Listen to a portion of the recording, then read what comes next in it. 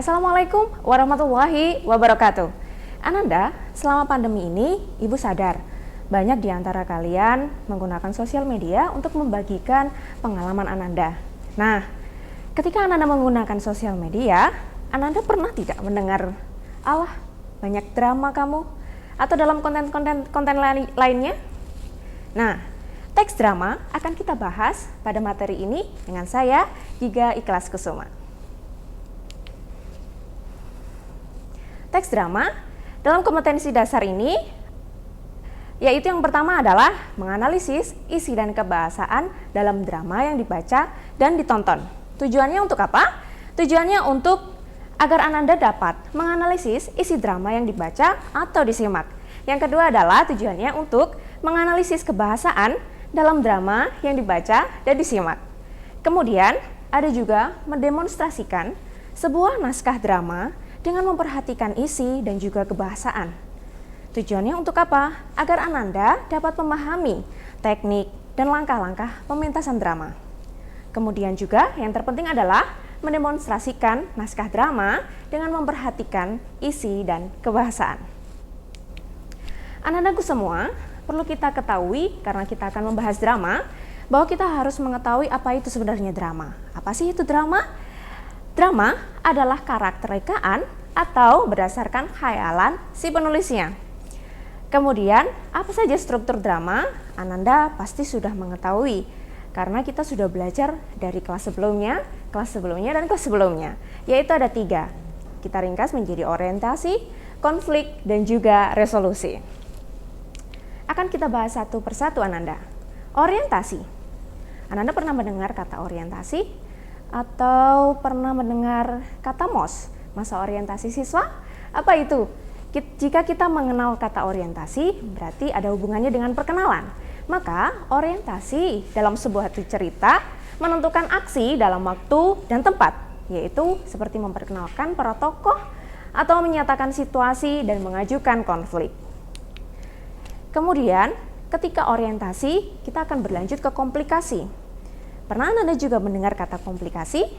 Di bagian ini ada di bagian tengah cerita yang berfungsi untuk mengembangkan cerita. Jadi ketika sudah memperkenalkan, akan kita kembangkan sehingga menjadi cerita yang menarik. Misal, sang pahlawan atau pelaku utama mulai menemukan masalah-masalah yang akan dia selesaikan di cerita tersebut. Nah, yang terakhir nih, resolusi. Hendaklah muncul secara logis dari apa yang mendahulunya di dalam komplikasi atau akibat dari klimaks. Kita pernah mendengar klimaks itu adalah puncak. Maka klimaks adalah titik batas antara yang memisahkan komplikasi dan resolusi. Nah, kita sudah mempelajari tentang struktur drama. Maka untuk bisa meneliti kebahasaan drama dan juga mendemonstrasikan drama, kita harus mengetahui unsur-unsur drama. Ada 5 unsur di sini. Maka kita akan belajar satu persatu, mulai dari latar, penokohan, tema, amanat, dan juga dialog. Apa sajakah itu? Mari kita lihat yang pertama. Anda pernah mendengar latar? Kalau dalam bahasa Jawa, kita pernah mendengar latar itu seperti halaman. Nah, di dalam sebuah cerita drama, latar adalah keterangan mengenai tempat, waktu, dan suasana di dalam naskah drama. Ada 3 jenis latar. Yang pertama, kita tahu tadi latar tempat, yaitu penggambaran tempat kejadian di dalam naskah drama. Misalnya, kita ada di dalam rumah, kita ada di dalam sekolah, di kelas. Nah, tempat-tempat tersebut akan menjadi latar tempat sebagai penggambaran dalam teks naskah. Kemudian yang kedua adalah latar waktu.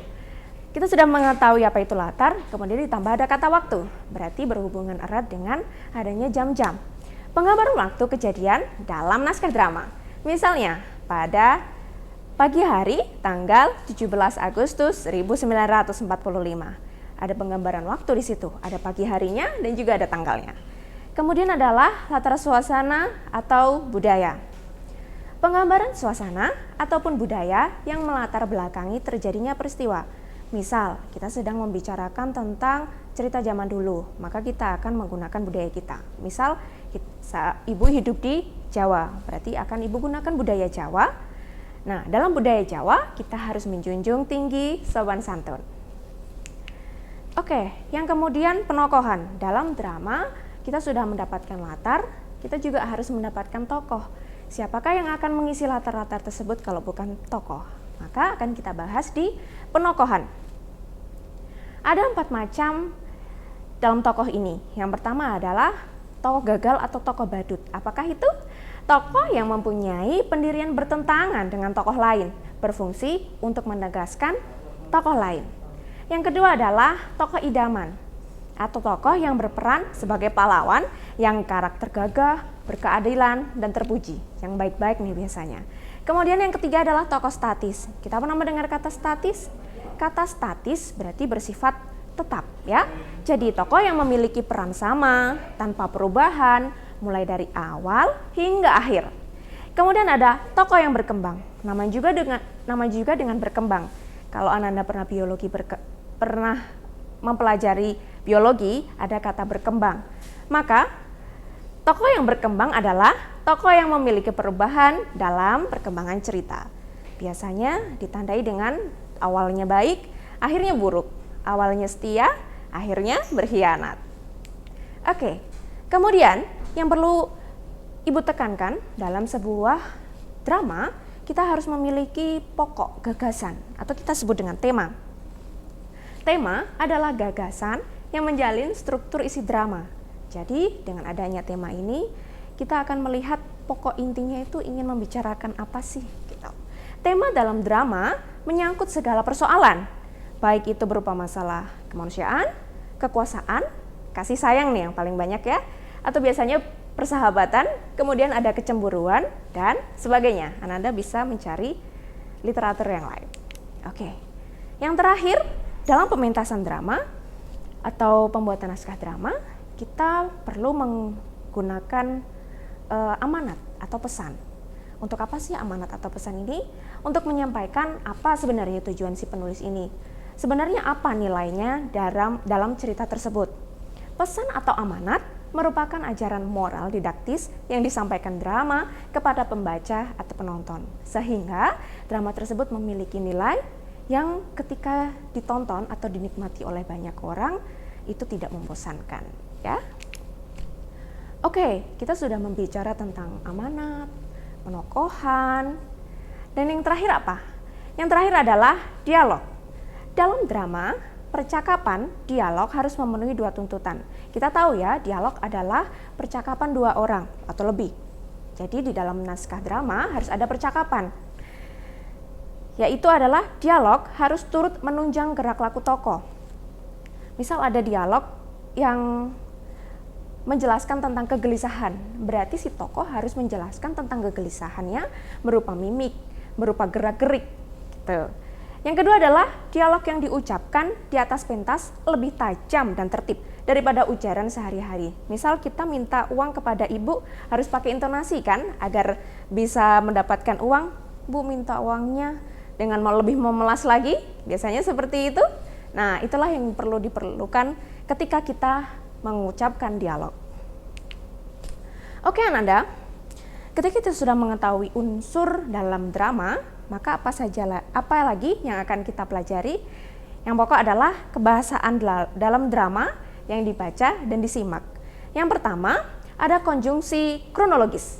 Konjungsi kronologis dan kemudian ada kata kerja. Dan yang terakhir ada kata sifat. Apa saja? Kita mulai dari yang pertama, konjungsi kronologis. Ananda suka main Facebook? Suka mendengar kata kronologi, timeline? Nah, ciri kebahasaan teks drama adalah banyak menggunakan kata yang menyatakan urutan waktu atau konjungsi kronologis ini ya. Jadi konjungsi kronologis berkaitan dengan waktu. Contohnya apa Ibu? Contohnya adalah sebelum, sekarang, setelah itu, mula-mula, dan juga kemudian. Kalau dibuat dalam sebuah kalimat, sebelum aku mandi, aku biasanya sarapan dulu. Nah, itu menunjukkan sebuah waktu, ada tahap-tahap. Kita lanjut ke kata kerja. Kata kerja ini digunakan banyak pada naskah drama. Yang pertama, banyak menggunakan kata kerja yang menggambarkan suatu peristiwa yang terjadi seperti menyuruh, menobatkan, menyingkirkan, menghadapi, dan beristirahat. menggambarkan suatu peristiwa yang terjadi, kita gunakan kata kerja. Kemudian yang kedua adalah banyak menggunakan kata kerja yang menyatakan sesuatu yang dipikirkan atau dirasakan oleh tokoh. Contohnya, merasakan, menginginkan. Hal-hal yang dirasakan oleh si tokoh, biasanya kita juga gunakan kata kerja untuk lebih menekankan ekspresi si tokoh. Lanjut, kata sifat. Kita sudah mengetahui makna sifat. Nah, apa itu? Kemudian apa itu jika digabungkan menjadi kata sifat? Menggunakan kata sifat atau descriptive language untuk menggambarkan tokoh, tempat, atau suasana. Nah, contohnya kata sifat ada rapi, ada bersih, baik, gagah, dan juga kuat. Misal si tokoh ini kuat dan gagah. Dia bisa dideskripsikan pahlawan super memiliki tubuh yang gagah dan kuat. Seperti itu, penggunaan kata sifat. Nah, kita sudah belajar tentang kebahasaan pada teks drama. Ada 3 yang sudah kita pelajari. Maka kita sudah mempelajari tentang kebahasaan, tentang unsur drama, dan juga struktur. Nah, sudah beberapa ilmu yang sudah dikantongi Ananda untuk bisa merealisasikan sebuah drama. Nah, ini adalah sebuah tips atau langkah untuk mendemonstrasikan naskah drama. Ada 2 langkah utama yang harus Ananda lakukan ketika mementaskan drama. Apa itu, Ibu? Yang pertama, kita bisa lihat ya. Kita bisa lihat memahami naskah dan karakter tokoh yang akan diperankan, yakni melalui dialog-dialognya serta petunjuk laku yang dinyatakan langsung oleh pengarang atau kramagung. Maksudnya apa, Ibu? Dalam memahami naskah dan karakter tokoh yang diperankan, tentunya kita harus membaca nih, kayak sebuah sinetron ada skripnya. Kayak sebuah film ada skripnya. Kita harus mempelajari dulu. Kira-kira aku nih seorang yang seperti apa di dalam drama tersebut? Kira-kira aku ini orang yang pendiamkah? Yang lemah lembutkah? Atau orang yang penuh dengan energik? Nah, itu bisa kita pelajari dalam naskah drama sesuai dengan dialog. Nah, jika kramagung itu adalah petunjuk laku yang dinyatakan langsung oleh pengarang. Misal ada hentakan kaki, biasanya ditulis dalam tanda kurung ya. Yang kedua adalah memerankan tokoh dengan memperhatikan aspek lafal, intonasi, nada atau tekanan, mimik, dan juga gerak-geriknya. Seorang tokoh dikatakan sedih apabila dia menunjukkan mimik sedih. Kalau dia mengatakan sedih tapi mukanya riang, nah berarti ada sedikit yang bermasalah. Maka untuk itu kita bisa gunakan kemampuan kita dalam melafalkan naskah drama dan juga intonasinya. Ketika kita berteriak, maka harus kencang. Ketika kita harus lemah lembut, maka sesuai dengan keadaan. Begitu? Oke Ananda, Ibu sudah menjelaskan tentang teorinya, maka ada baiknya kita latihan soal sedikit. Oke, latihan soal ini Ibu akan memperhatikan kebahasaan. Cermatilah kaidah kebahasaan yang ada pada kutipan teks drama di samping. Ibu ambil satu dialog dari Ibu Ratih. Maaf Bu, mungkin pertanyaan Anwar tadi siang telah membuat hati Ibu resah. Hatiku pun turut resah seperti hati Ibu. Barangkali malam ini semua penduduk desa ini menjadi resah seperti kita. Oke, satu kutipan tersebut kita bisa ambil salah satu contoh teks kebahasaan dari sebuah drama. Ada kata resah di situ. Kata resah kita bisa ambil menjadi salah satu ciri kebahasaan, yaitu apa? Ya, benar, kata sifat. Nah, lalu bagaimana dengan yang lain? Mulailah coba untuk Ananda berlatih bersama guru Ananda untuk menentukan jenis-jenis kebahasaan dalam kutipan teks yang sudah Ibu sertakan. Baik Ananda, begitu penjelasan tentang teks drama. Sudah mulai dari struktur, pengertian, kemudian unsur, kemudian kebahasaan, dan juga tips-tips untuk mendemonstrasikan. Saatnya sekarang, sebelum Ibu tutup, Ibu akan mengucapkan selamat berkarya untuk Ananda semua, sehingga Ananda semangat untuk memproduksi karya-karya yang lebih baik, yang berkembang untuk kita semua. Gitu? Ibu cukupkan. Terima kasih untuk perhatiannya. Semoga kita selalu dalam keadaan yang sehat dan selalu dilindungi oleh Allah Subhanahu wa taala. Terima kasih anandaku. Assalamualaikum warahmatullahi wabarakatuh.